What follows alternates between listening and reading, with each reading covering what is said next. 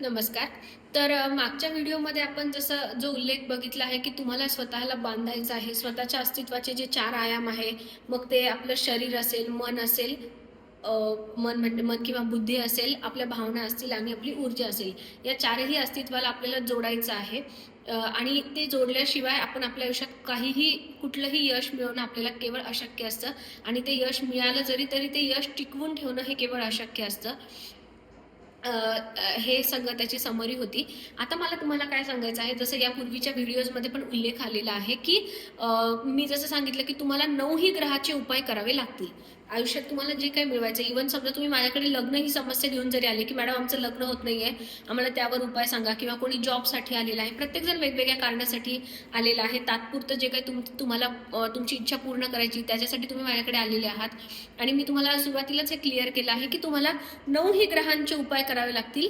मग आता या 9 ग्रहांचा आणि जे मी मागच्या व्हिडिओमध्ये सांगितलेलं आहे, की आपल्या अस्तित्वाचे 4 आयाम जोडण्याचा याचा एकमेकांशी कसा संबंध आहे किंवा मग एकदम पहिल्या इंट्रोडक्शनच्या व्हिडिओत मी तुम्हाला सांगितलं होतं, की न्यूमरोलॉजी किंवा ॲस्ट्रोलॉजी हे शास्त्र नक्की काम कसं करतं, याच्या मागचं सायन्स, याच्या मागचं विज्ञान, याच्या मागचं लॉजिक, याच्या मागची सायकोलॉजी नक्की आहे तरी काय, हे समजून घेण्याचा आणि आपल्या आयुष्यातल्या ज्या काही आपल्या इच्छा आकांक्षा आहेत ते पूर्ण करण्याचा सहसंबंध काय आहे.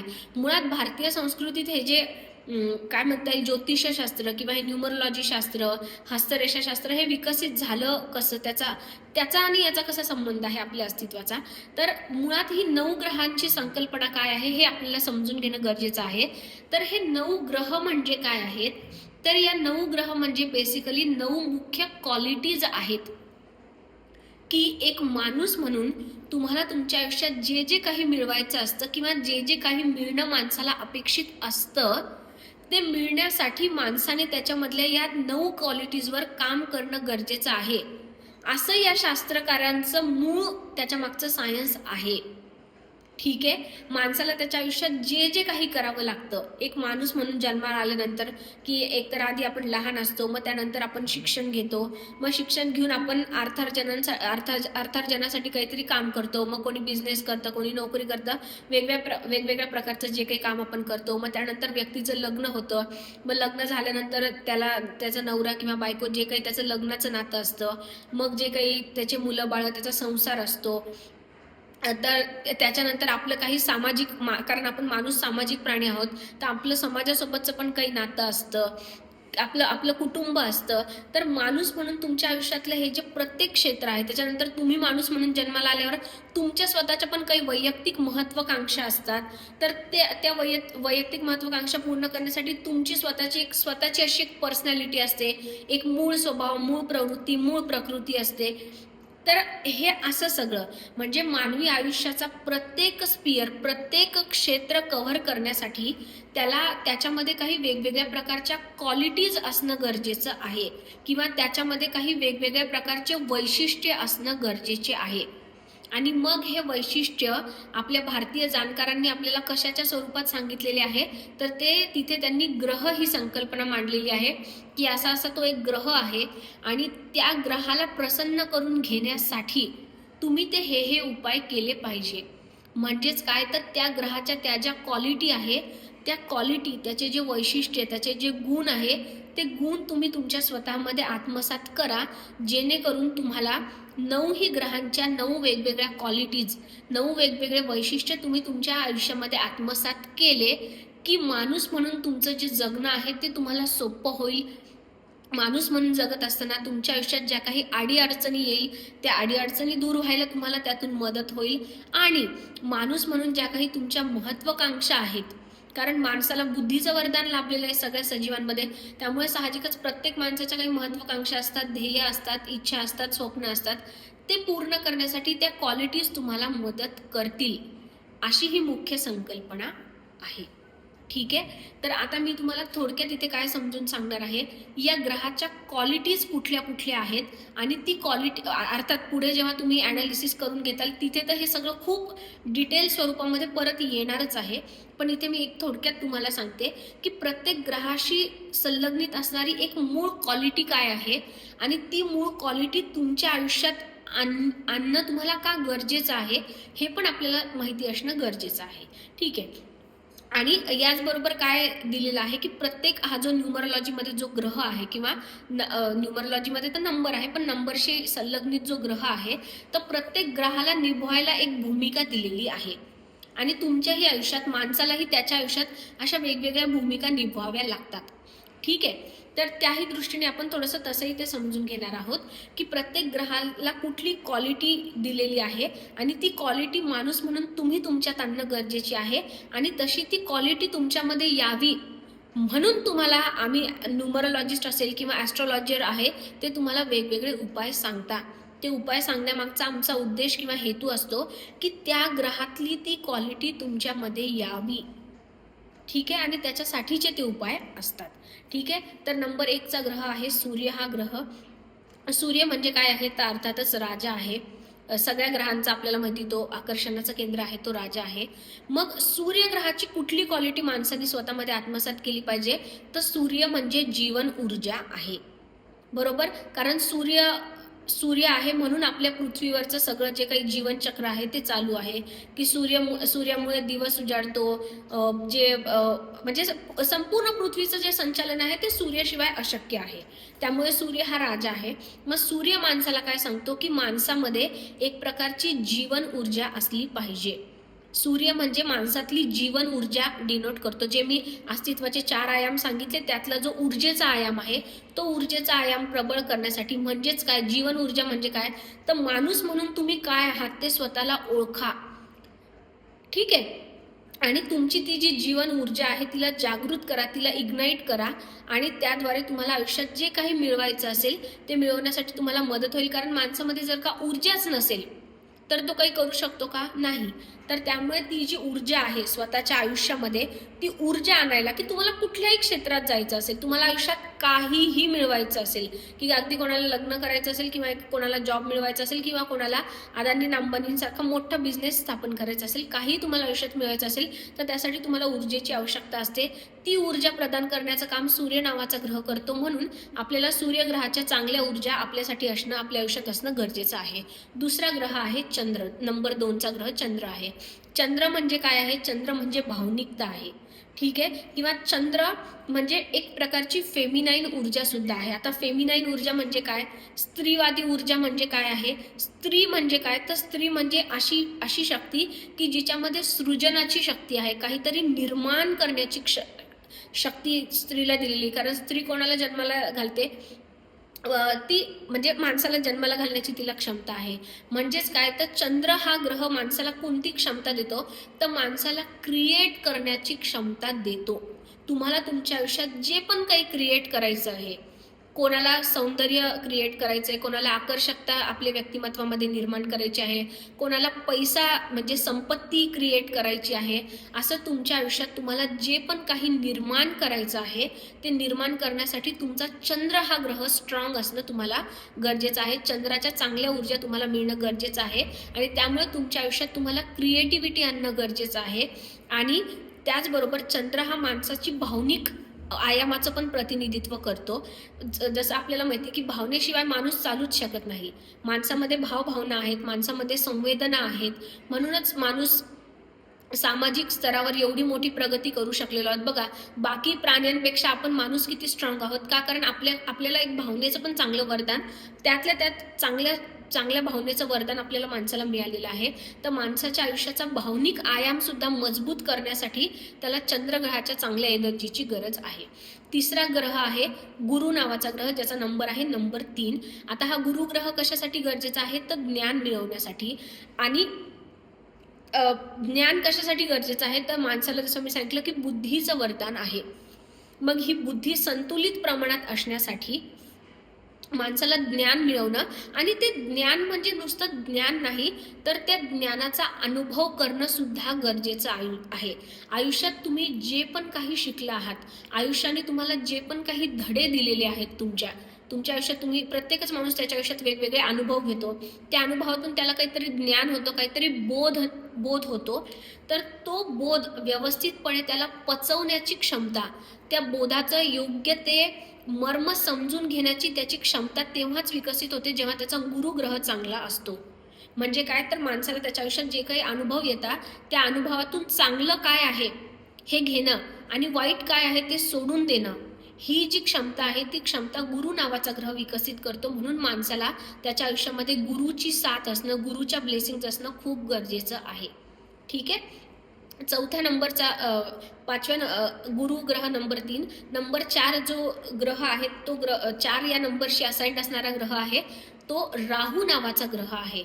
आता हा राहू माणसाला काय काय देतो, तर तो माणसाला प्लॅनिंगची क्षमता म्हणजे नियोजन करण्याची क्षमता आणि ऑर्गनाईज करण्याची म्हणजे कुठलीही गोष्ट संघटित करण्याची क्षमता देतो. आयुष्यात तुमच्याकडे जे पण आहे ना, माणसाला त्याचं प्लॅनिंग करता आलं पाहिजे. जर प्लॅनिंगच नसेल तर त्याच्याकडे कितीही गोष्टी असेल तरी त्याला ते योग्य प्रकारे तो वापरू शकणार नाही. तर तसं आपल्यामधली प्लॅनिंगची क्षमता, ऑर्गनायझेशनचं आपल्यामधलं स्किल जे आहे ते विकसित होण्यासाठी आणि त्याचबरोबर राहू हा ग्रह बुद्धीसुद्धा डिनोट करतो. कारण राहू ग्रह म्हणजे बुद्धीचं पण एक प्रकारचं प्रतिनिधित्व आहे. तर एकदम हाय लेवलची जी बुद्धी आहे, अत्यंत दर्जेदार वैचारिक क्षमता देण्याचं काम पण राहू हा ग्रह करतो. तर त्या अर्थाने बुद्धीचं चांगलं वरदान मिळण्यासाठी आणि बुद्धीच्या आधारे तुमच्या आयुष्यात जे पण काही आहे, जी काही संसाधनं आहे, तुमच्यामध्ये जी काही क्षमता आहे, जे काही वेगवेगळ्या प्रकारचे रिसोर्सेस तुमच्याकडे आहे, त्याचं योग्य प्रकारे प्लॅनिंग करून आपल्या आयुष्यात त्याचा योग्य ठिकाणी वापर करण्याची क्षमता आहे ती राहू नावाचा ग्रह देतो. म्हणून आपल्याला राहूचे चांगले ब्लेसिंग्स असणं पण गरजेचं आहे. 5व्या नंबर आहे बुध. बुध हा ग्रह, बुध ग्रह माणसाला काय कशाचं वरदान देतो, तर तो त्याला वाणीचं वरदान देतो. तो त्याचं कम्युनिकेशन स्किल चांगलं करतो. आता जसं मी सांगितलं, आपण माणूस हा एक सामाजिक प्राणी आहोत आणि त्यामुळे आपल्याला सतत वेगवेगळ्या माणसांशी आपला संपर्क येत असतो काही ना काही निमित्ताने. तर त्यांच्याशी संवाद करण्याची आपली जी क्षमता आहे ती जर योग्य असेल तर माणूस त्याच्या आयुष्यामध्ये यशस्वी होतो. आणि त्याचबरोबर जसं मी सांगितलं ना की प्रत्येक ग्रहाला एक डिपार्टमेंट दिलेलं आहे, तसं ज्या व्यक्तींना बिझनेसमध्ये काही चांगलं करायचं आहे तर हे बिझनेसचं डिपार्टमेंट सुद्धा बुध या ग्रहाचं डिपार्टमेंट आहे. त्यामुळे ज्या व्यक्तींना बिझनेसमध्ये चांगलं काही करण्याची इच्छा असेल तर त्याने बुधाची उपासना करणं गरजेचं आहे. पण आणि मुळात बिझनेस म्हणजे काय, तर व्यावहारिक क्षमता असणे, बरोबर की नाही. जो बिझनेस करतो त्याच्यामध्ये काय असतं, त्याच्यामध्ये व्यावहारिक क्षमता, त्याच्यामध्ये व्यवहार ज्ञान चांगलं असतं, म्हणून तो बिझनेस करू शकतो की नाही. मग तुम्ही बिझनेस करणारे असा किंवा नसा, मुळात तुमच्याकडे व्यवहार ज्ञान असणं गरजेचं आहे हे तर मान्य. मग ते व्यवहार ज्ञान देण्याचं काम आणि आपल्याला चांगलं कम्युनिकेशन स्किल, वाणीचं वरदान देण्याचं, हे दोन्ही करण्याचं काम जे आहे ते बुध ग्रह करतो. म्हणून बुध ग्रहाच्या चांगल्या एनर्जी आपल्याला मिळणं गरजेचं आहे. नंबर 6 आहे शुक्र या ग्रहाचा. आता शुक्र म्हणजे काय आहे, तर लक्झरी किंवा पैसा किंवा लक्ष्मी. आणि फक्त लक्ष्मीच नाही तर आपल्या भारतीय संस्कृतीत लक्ष्मीला काही फक्त पैसा या रूपात बघितलेलं नाहीये. आपण लक्ष्मीला काय म्हणतो, आपल्याकडे लक्ष्मीची उपासना पण 8 स्वरूपामध्ये केली जाते. आपण अष्टलक्ष्मी म्हणतो की नाही. मग त्यापैकी एक लक्ष्मी जी आहे ती ज्या आपल्याला आर्थिक बरकत देते किंवा भौतिक सुख सोयी देते, आणि बाकी ज्या लक्ष्मी असतात ते प्रत्येक लक्ष्मीला काहीतरी रोल दिलेला आहे. म्हणजे लक्ष्मी ही संकल्पना काही फक्त पैसा एवढ्यापुरतीच मर्यादित नाहीये, तर त्या पैशासोबतच माणसाच्या आयुष्यात त्याला सुख, शांती, समाधान हे सगळं देण्याचं काम पण बघा त्या लक्ष्मीकडेच आहे. ठीक आहे. आपल्या भारतीय संस्कृतीत तशी तर लक्ष्मी ही संकल्पना फार ब्रॉड आहे, पण दुर्दैवाने आपण त्याचा फक्त पैसा किंवा धन इतकाच अर्थ घेतो. तर इथून पुढे तसा पण अर्थ घ्यायचा नाहीये. आपल्या आयुष्यात आपल्याला जी काही मनशांती हवी आहे, जे काही सुख, संपन्नता, वैभव पाहिजे असेल, मग ते वैभव सगळ्याच अर्थाचं, भौतिक, अभौतिक, आध्यात्मिक, दैविक, आदिदैविक, अशा सगळ्या प्रकारचं माणसाला जेव्हा वैभव पाहिजे असतं, त्या वैभवासाठी अर्थातच त्याने लक्ष्मीला शरण जाणं गरजेचं आहे. आणि तिचा नंबर आहे नंबर 6. तर धनप्राप्ती आणि आयुष्यात जे काही ग्लॅमर पाहिजे आणि सगळ्याच भौतिक सुखसोयी पाहिजे त्यासाठी 6 हा नंबर आणि लक्ष्मीची उपासना जरुरी आहे. त्याच्यानंतर आहे नंबर 7 जो की केतू नावाच्या ग्रहाचा आहे. आता हा केतू ग्रह माणसाला कशाशी जोडतो, तर आपल्या सगळ्यांनाच माहिती की प्रत्येक माणसाच्या आतमध्ये एक प्रकारचं ज्ञान मिळवण्याची इच्छा असते, कुतूहल असतं. आणि कधी ना कधी आयुष्याच्या कुठल्या तरी टप्प्यावर माणसाला हा प्रश्न पडतो की मी कोण आहे, मी म्हणजे नक्की कोण आहे, माझं अस्तित्व काय आहे, माझ्या जगण्याचा अर्थ काय आहे, मी माणूस म्हणून जन्माला आलो पण त्या जन्माचं ध्येय काय आहे. असे वेगवेगळे प्रश्न माणसाला आयुष्याच्या वेगवेगळ्या टप्प्यावर पडतात. तर आणि त्या दृष्टीने आपल्या भारतीय संस्कृतीमध्ये अध्यात्मशास्त्र विकसित झालेलं आहे. ठीक आहे. तर त्या अध्यात्मशास्त्रामध्ये ज्या व्यक्तींना प्रगती करायची असेल किंवा प्रत्येकालाच अध्यात्मात प्रगती करायची आहे, कारण आपण माणूस असं मानतो, विशेषतः आपल्या भारतीय संस्कृतीमध्ये मोक्ष या संकल्पनेला खूप महत्त्व दिलेलं आहे. तर ती आणि आपल्याला असं सांगितलं जातं की तुम्हाला जर मोक्ष हवा असेल तर तुम्ही अध्यात्माच्या मार्गावर चालणं अपेक्षित आहे.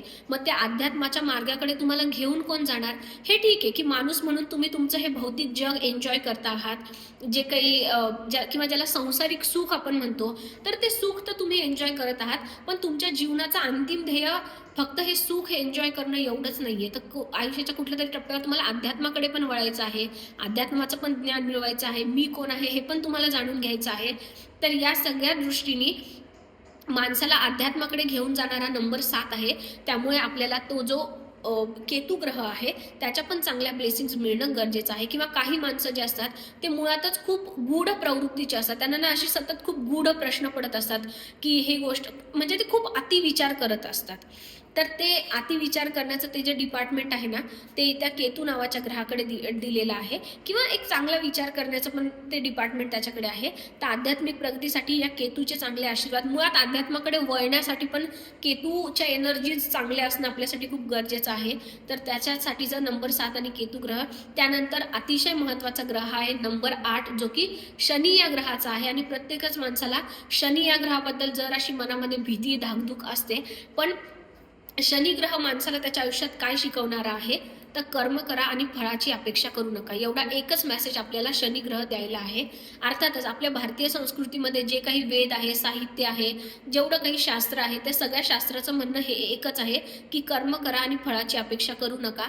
तर तेच आपल्याला शिकवणारा, आपल्या आयुष्यामध्ये कर्मप्रधानता देणारा, की तुम्ही कर्म करा, तुमचं कर्तव्य करा, ते कर्तव्य करण्यापासून तुम्ही कधी हटू नका.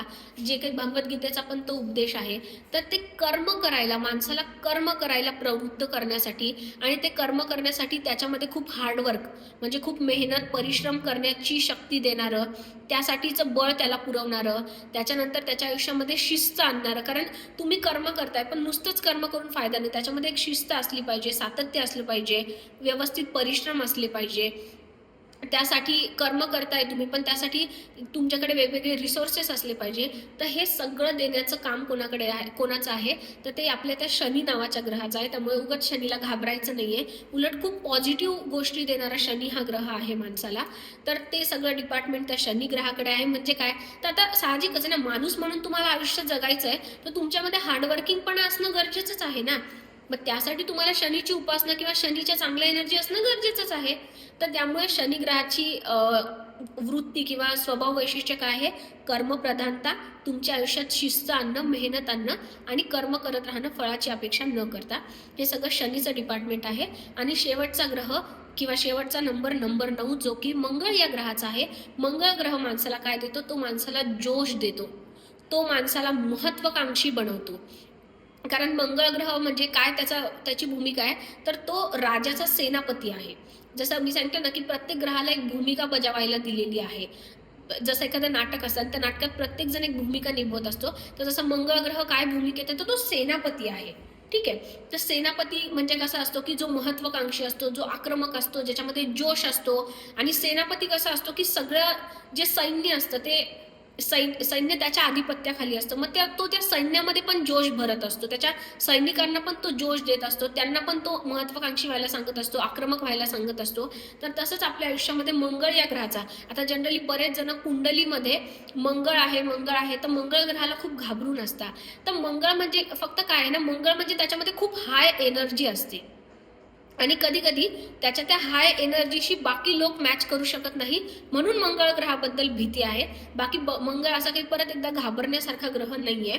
तर मंगळ ग्रह तुम्हाला काय देतो, तर तुमच्या आयुष्यात तुम्हाला जो जोश हवा असतो आयुष्य जगण्यासाठी, एक ऊर्जा, एक उच्च ऊर्जा गरजेची असते. कारण ऊर्जेच्या आधारे माणूस काहीही करू शकतो, ऊर्जेच्या बळावर माणूस काही करू शकतो. जसं आपण म्हणतो ना की ते वाफेच्या इंजिनाचा शोध लागला, जेव्हा कळलं की त्या वाफेमध्ये किती ऊर्जा आहे, की ती एक अख्खीची अख्खी रेल्वे ओढू शकते, तर तेव्हा त्याद्वारे वेगवेगळे काय म्हणता येईल, वेगवेगळे आपण जी वैज्ञानिक प्रगती केली, तर ती ऊर्जेच्या आधारेच केली. समजा पेट्रोल आहे, पेट्रोल म्हणजे काय, एक प्रकारची ऊर्जाच आहे ना, त्याच्या आधारे आपण एवढा लांब जातो, आपण जे काही आपण विमानामध्ये बसतो म्हणजे काय, आपल्याला हवेत उडण्याची क्षमता माणसाने प्राप्त केली. कशाच्या आधारे? ऊर्जेच्या आधारे प्राप्त केली.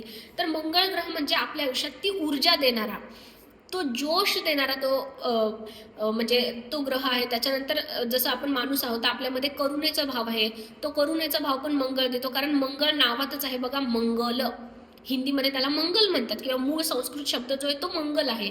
तर मंगल म्हणजे काय? जो दुसऱ्यांचं चांगलं चिंततो, जो दुसऱ्यांबद्दल चांगला विचार करतो, परोपकारी वृत्ती देतो, दान करण्याची वृत्ती देतो, धार्मिकता देतो माणसामध्ये, सगळं काही मंगल कामना करणारा तो ग्रह आहे. तर अर्थातच माणसामध्ये ह्या सगळ्या भावभावना असणं पण गरजेचं आहे.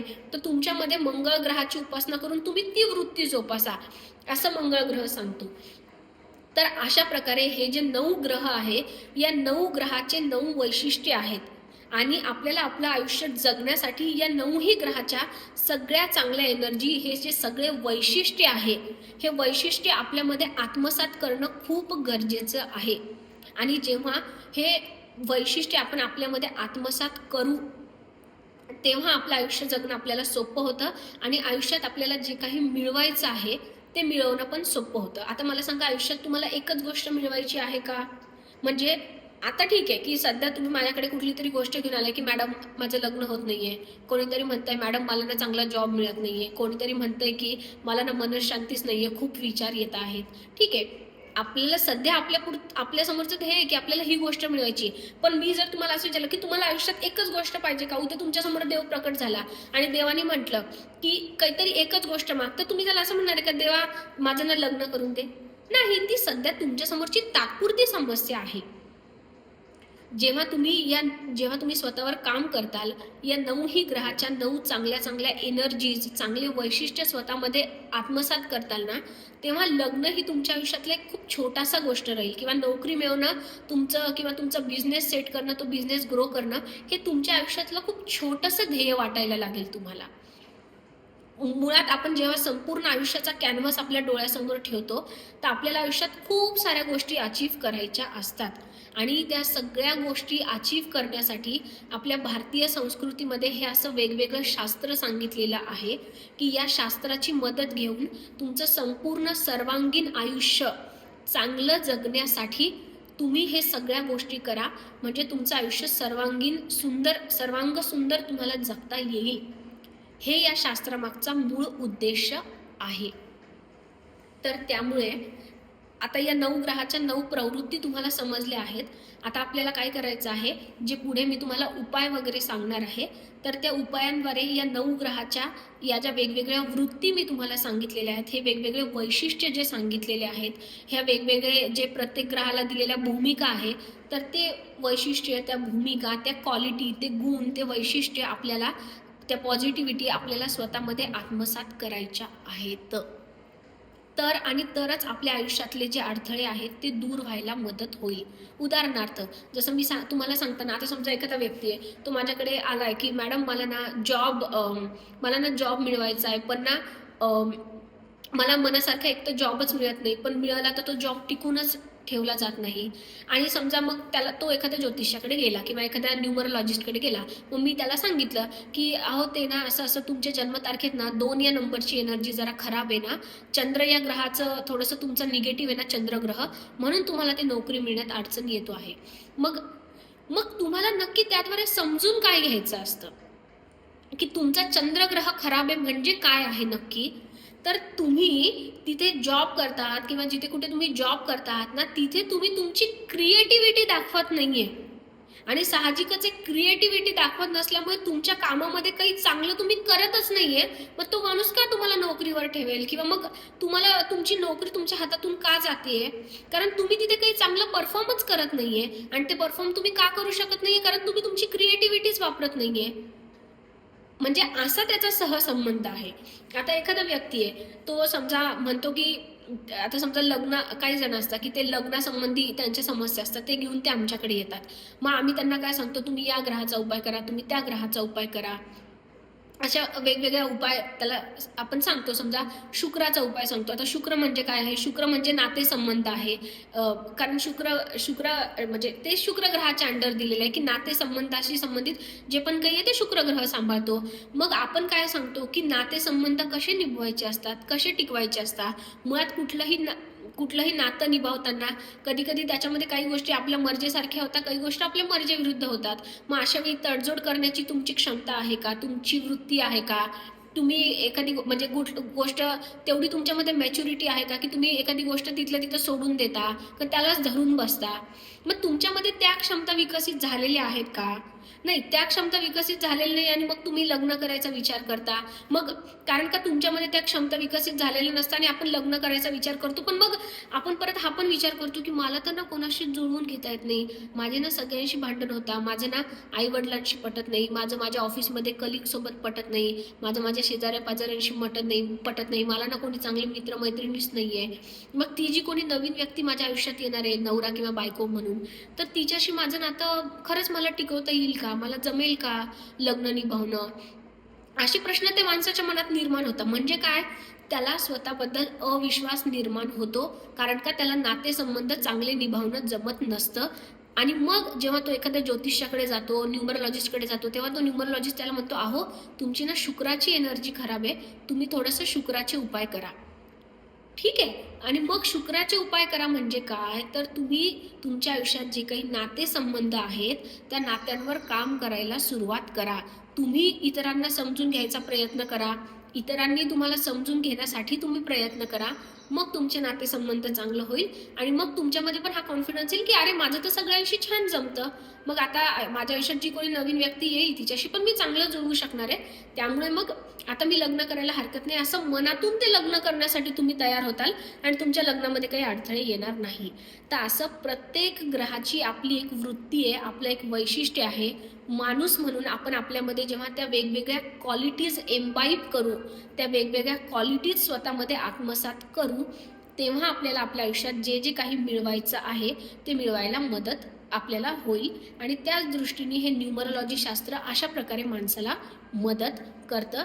त्यामुळे आता मी तुम्हाला न्यूमरोलॉजिकली वेगवेगळ्या ग्रहांशी संबंधित जे काही उपाय सांगणार आहे, ते उपाय करताना तुम्ही तुमच्या मनामध्ये काय वृत्ती ठेवायची आहे की मी तो उपाय करतो आहे म्हणजे माझ्यामध्ये ते वैशिष्ट्य किंवा तो गुण येतो आहे, असं तुम्ही विचार करून तो उपाय करायचा आहे. नुसतंच यांत्रिकपणे की जसं एखादा रोबोट असतो ना, त्याला म्हटलं पाणी आणून देतो, तो पाणी आणून देतो, तसं मी तुम्हाला उपाय सांगितला की तुम्ही ना ते गुरुवारच्या दिवशी ना मंदिरामध्ये हे जाऊन दान करा.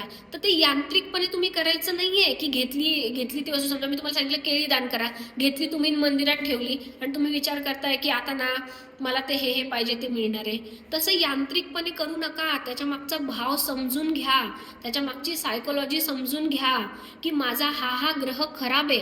असं जर मला मंजिरी मॅडमनी सांगितलेलं आहे किंवा त्या ज्योतिषाने सांगितलंय की अहो तुमच्या जन्मतारखेत ना ते या नंबरच्या एनर्जी थोड्या खराब आहे बरं का, मग पटकन तुम्ही आठवायचं की त्या ग्रहाशी संबंधित काय क्वालिटी आहे.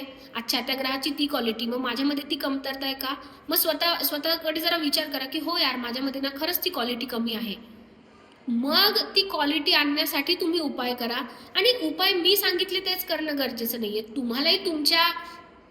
तुम्हाला तुमच्या स्वतःहून जरी काही वाटलं की मला ती ही गोष्ट कशी, आता समजा मी तुम्हाला सांगितलं की तुम्ही तुमच्यामध्ये क्रिएटिव्हिटी आणणं गरजेची आहे, नाहीतर तुमचा चंद्र खराब होतो आणि मग चंद्र खराब झाल्यामुळे भावनिकदृष्ट्या तुम्हाला अस्थैर्य येतं. आता हे मी सांगितलं हे चंद्रग्रहाची क्वालिटी आहे. एखाद्याने तुम्हाला सांगितलं की तुमचा चंद्र खराब आहे, मग तुम्ही तुमच्या लेवलवर ठरवा की माझी क्रिएटिव्हिटी माझ्यामध्ये आणण्यासाठी मी काय करू शकतो. मग मी असं करू का, रोज मी थोडंसं लिखाण करत जाऊ का म्हणजे माझ्यातली क्रिएटिव्हिटी येईल, किंवा मग मी रोज गाणे ऐकत जाऊ का, किंवा मग मी रोज गाणं गुणगुणत जाऊ का. म्हणजे क्रिएटिव्हिटीशी संबंधित कुठलीही गोष्ट, किंवा इव्हन स्वयंपाक करणं ही सुद्धा एक कला आहे, मग ते करून तुम्हाला आनंद मिळत असेल, कुठलीही क्रिएटिव्हिटीशी जोडलेली गोष्ट तुम्हाला करायची इच्छा असेल, जर मी तुम्हाला सांगितलं की चंद्र खराब आहे तर तुम्ही ती गोष्ट करा ना. तुम्हाला म्हणजे मी तर माझ्या न्यूमरोलॉजी अनालिसिसमध्ये लोकांना हे काय म्हणता, ही अंगठी घाला, हे ब्रेसलेट घाला, हे काय ते गळ्यामध्ये हे क्रिस्टल घाला, असे कुठलेही खर्चिक उपाय सांगत नाही. कारण ते उपाय केल्याने तुमच्यामध्ये ती वृत्ती येईलच, ते वैशिष्ट्य येईलच असं नाही. त्यामुळे मी तुम्हाला 9ही ग्रहांचे जे काही उपाय सांगेल, मी तुम्हाला तुमच्या ॲनालिसिसमध्ये जे जे काही सांगेल की तुमचा हा ग्रह खराब आहे, तो ग्रह खराब आहे, तर तेव्हा तुम्ही स्वतःच्या आत डोकवून बघा की खरंच त्या वृत्तीची, त्या वैशिष्ट्याची माझ्यामध्ये कमतरता आहे का. जेव्हा मी तुम्हाला हे सांगेल की तुमचा हा ग्रह ना खूप चांगला आहे, तेव्हा बघा की खरंच त्या ग्रहाची ती क्वालिटी माझ्यामध्ये आहे का. अरे वा, आहे खरंच माझ्यामध्ये ती क्वालिटी. असं स्वतःला जाणून घ्या. हे न्यूमरोलॉजी शास्त्र, ज्योतिषशास्त्र त्यासाठीच विकसित झालेलं आहे की माणसाने सगळ्यात आधी जगात जर त्याला यशस्वी व्हायचं असेल तर त्याने स्वतःला जाणून घेणं गरजेचं आहे. जोपर्यंत तो स्वतःला जाणू शकत नाही तोपर्यंत तो कशाला जाणू शकत नाही. कारण या जगात आपण असं म्हणतो, जे पिंडी ते ब्रह्मांडी, या संपूर्ण ब्रह्मांडात जे काही आहे ते जर तुम्हाला जाणून घ्यायचं असेल तर त्याच्यासाठी तुम्हाला स्वतःच्या आत डोकवावं लागेल. आणि स्वतःच्या आत तुम्ही जेवढं जास्त डोकवाल, जेवढं जास्त तुम्ही स्वतःला समजून घेताल, तेवढं जास्त तुम्हाला जग समजायला सोपं जाईल. आणि हे तर आपल्या भारतीय संस्कृतीत, धर्मात सांगितलेलंच आहे. तर अशी ही सगळी ग्रहांची संकल्पना त्यामागे आहे की स्वतःला जाणून घ्या. आणि म्हणूनच माझी हे जे न्यूमरोलॉजी ॲनालिसिसचं माझं जे फर्म आहे त्याचं नाव मी दिलेलं आहे तत्वमसी. तत्वमसी या शब्दाचा अर्थ होतो की तो तूच आहेस. जे सगळ्या जगात तू बघतो आहेस ना, कोणी यशस्वी झालेलं आहे, कोणी खूप पैसे कमवले, कोणी खूप नेमफेम कमवलं आहे, कोणी शारीरिकदृष्ट्या खूप तंदुरुस्त आहे, कोणाचं सौंदर्य खूप सुंदर आहे, खूप आकर्षक व्यक्तिमत्व आहे. तर हे सगळं तुम्ही पण मिळवू शकता. फक्त तुमच्या आत डोकवा, स्वतःला जाणून घ्या आणि ते सगळं तुमच्यामध्ये पण आहे, तुम्ही पण मिळवू शकता. फक्त दुसऱ्यांकडे बघून ते किती छान आहे, ते किती छान आहे त्याची तारीफ नका करू. तुम्ही थोडंसं स्वतःच्या आत डोकवलं ना, तुम्हाला जाणवेल की तुमच्यामध्ये पण ते सगळं आहे आणि तुम्ही पण ते सगळं मिळवू शकता. तर त्याला म्हणतात तत्वमसी, की ते तुम्हीच आहात. जे संपूर्ण ब्रह्मांडात जे मॅनिफेस्टेशन, जे संपूर्ण वेगवेगळ्या गोष्टी तुम्हाला दिसत आहेत ना, ते सगळं तुमचाच एक अंश आहे. आणि तुमच्यातला तो अंश जर तुम्ही जागृत केला तर तुम्हाला या सगळ्या गोष्टी मिळणं खूप सोपं होईल. असा या सगळ्या मागचा हे जे सगळं भारतीय अध्यात्म असेल, भारतीय ज्योतिषशास्त्र असेल, जे जे काही असेल, तर ते सगळं मिळवायला त्यातून तुम्हाला मदत होते. असं त्याच्या मागचं मर्म, त्याच्या मागचं लॉजिक, त्याच्या मागची सायकोलॉजी, त्याच्या मागचं विज्ञान, सायन्स हे सगळं आहे.